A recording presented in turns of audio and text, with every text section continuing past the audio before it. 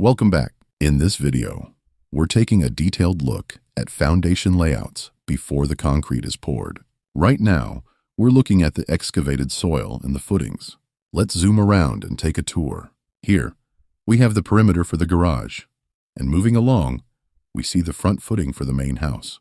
Notice this drop-down area right here. As we follow this nice, long, continuous footing, I want to point out a quick tip. Designs with straight, simple lines are significantly easier to build than foundations with a bunch of complex angles, twists, and turns. Keeping the footprint simple streamlines the excavation and the concrete pour, which generally keeps your building costs down.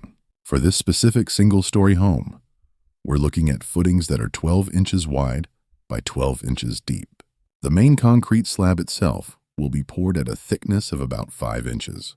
Now let's drop some rebar into these footings. The rebar needs to run right down the center of the trench.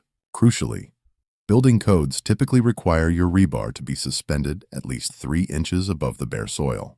This clearance ensures the steel is completely encased in concrete, which protects it from ground moisture and prevents rust.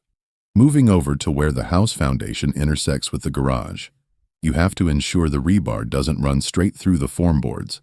Otherwise, it would end up sticking out above the lower garage slab.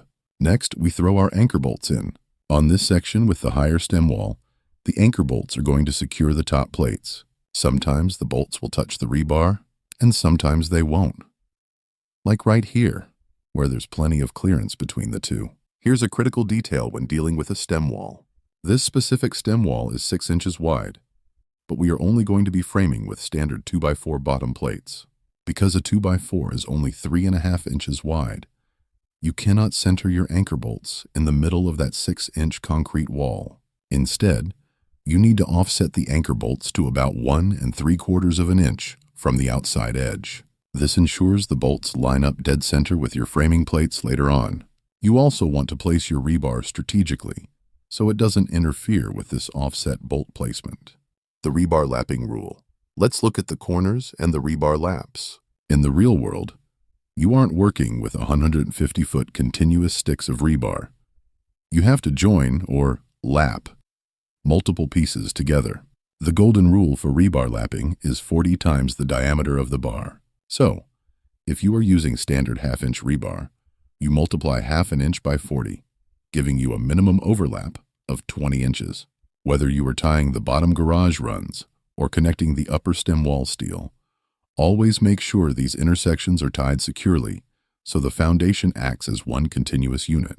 Once all your steel is tied and your bolts are set, you're ready to throw the concrete in there.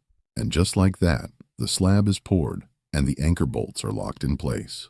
I hope this walkthrough gives you a much clearer idea of the mechanics behind foundation preparation. Keep in mind, this is just an example of how I've seen these constructed. Always consult with a structural engineer and your local building department, as soil conditions and regional codes will dictate the exact engineering requirements for your specific build. And thanks for watching. If you enjoyed the video, let us know by hitting the thumbs up button or letting us know in the comment area.